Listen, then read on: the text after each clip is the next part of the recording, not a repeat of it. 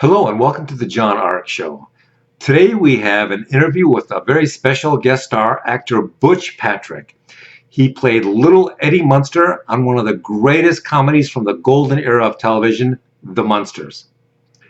Before we begin, I want to encourage you to subscribe, like, follow, and comment on the show, as well as let you know that you can purchase a live call with one of your favorite celebrities on HollywoodIsCalling.com. It's a great way to purchase a gift for yourself or a gift for somebody you know. You can buy a call with over 100 celebrities for only $19.95 for a 15-second call, or $29.95 for a 30-second call. So give it a try. It's a lot of fun to get a call from a very famous celebrity, movie star, athlete. HollywoodIsCalling.com. Now let's get started. Butch Patrick began his professional acting career at the age of 7 and is best known for his role as Eddie Munster on the hit TV show The Munsters. These days, he has a very successful show on YouTube called Coach to Coast with 2Ks. So without any further ado, let's welcome Butch Patrick to the John Ark Show. Hi, Butch, and welcome to the John Ark Show. How are you today? I'm doing great. Thanks for having me on. Oh, it's our pleasure.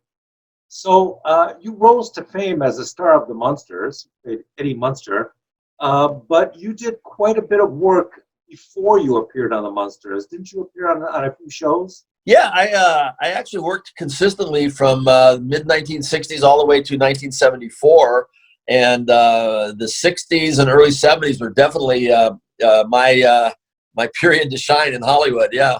So, we reviewed a couple of episodes featuring you, and, your comedic timing was really spot on. Did you have, were you a naturally gifted comedian, or was that as a result of the direction from the director? Well, it's funny.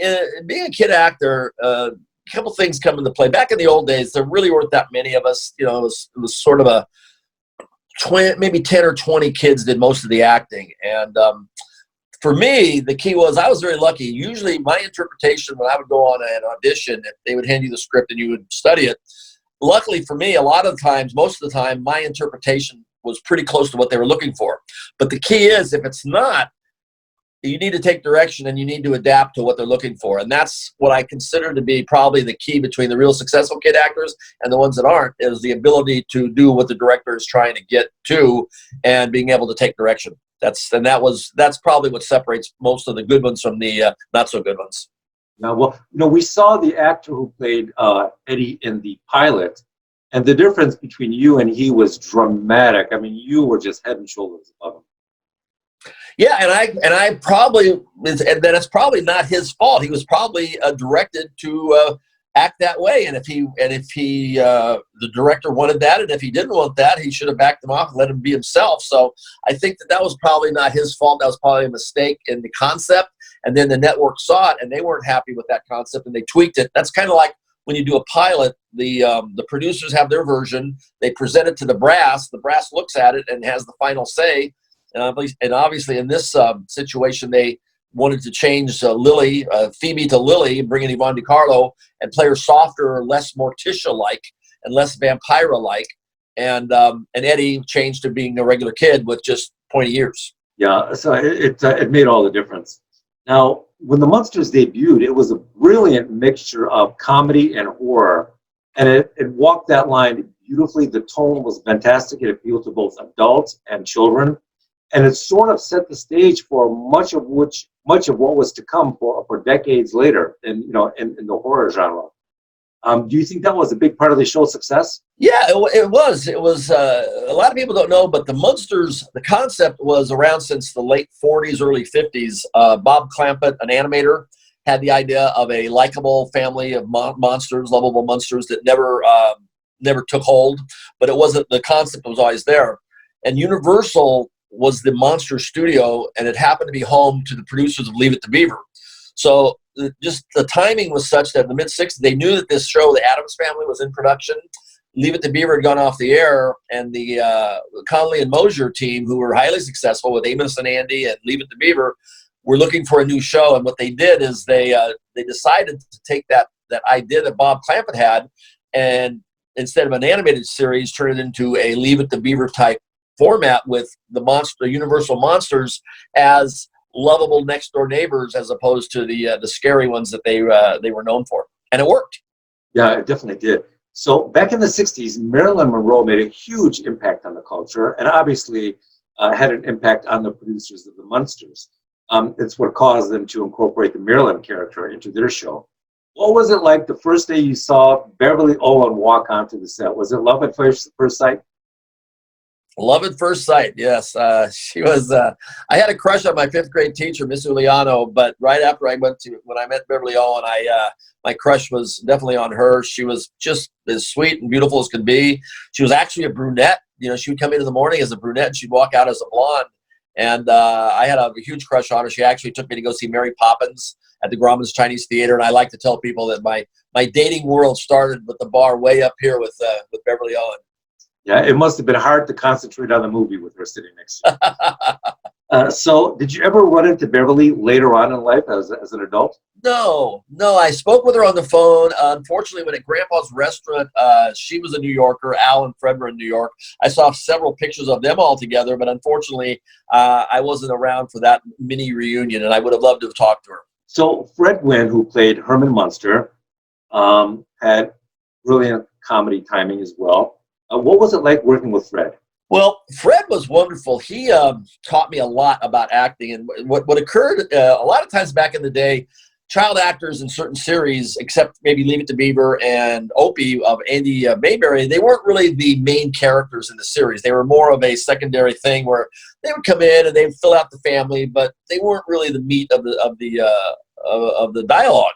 But what they did is they found out that the father and son dynamic between Herman and Eddie was such that I was so small and he was so tall, and I was a fairly articulate young kid who could play and get adult dialogue, and Fred was playing somewhat of a childlike, large, giant Frankenstein.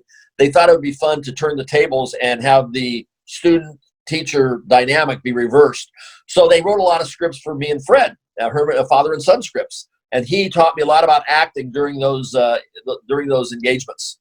Really a great actor. How many episodes were shot per season? Do you recall? 39 the first year and 31 the second year. Wow. Compare that to today's seasons of 8 or 9 episodes. It's huge. Yeah, that's whenever I meet people, they're when I tell them it was a 2-year series, they're absolutely flabbergasted because in their mind they thought it was 5 or 6 years.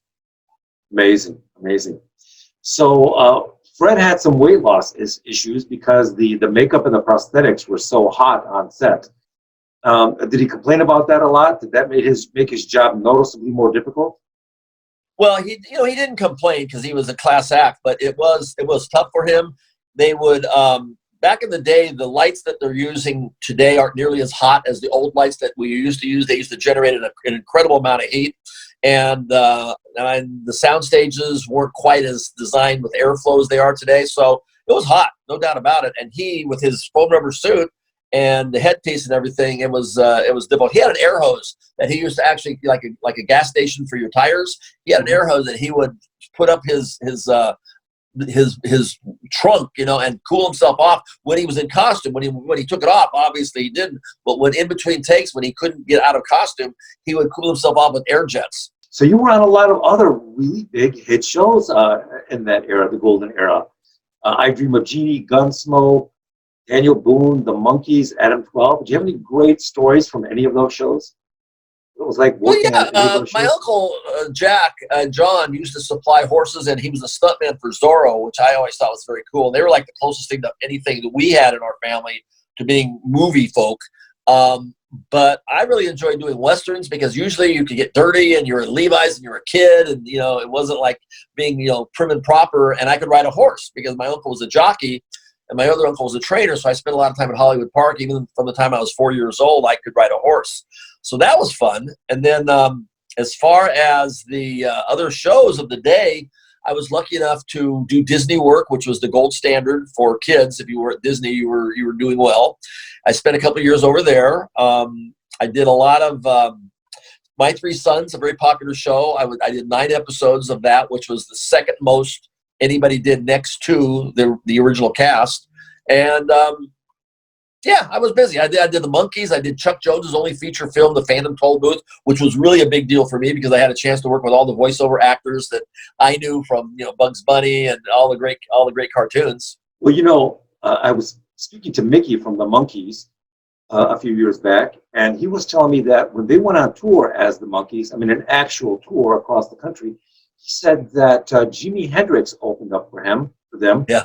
And he said that people don't realize he was only like 23 years old when he was on stage back with the Monkees back then as an opening act. Just a young guy. Jimi Hendrix happened to be the first concert I ever went to. Yeah, just amazing. So when was the last time you watched an episode of the Monkees? And did it bring back a lot of memories of the Munsters? It's on right now on Cozy, and I watched an episode or two if it's one of the ones that I actually like. For instance, Bill Mumy from Lost in Space, Will Robinson, had put up a post on Facebook about being Googie on the episode, Come Back Little Googie, and it just so happened that it happened to be in rotation and on that night. So I watched it, of course, and talked to Bill about it. And some of the episodes I like the most, I keep an eye out for. But it's fun to watch. It's a quality show, and I look at it much differently now than I used to because I'm not really looking at the acting. I'm looking more at the set design and the special effects and the guest stars. We had a really A-list of guest stars on that show. It was quite the place to be for a lot of great comedians earlier on in their careers. Yeah, I can imagine. So the show catapults you into celebrity stardom, and that's got to have a transformative effect on your life. Did it alter your dating life?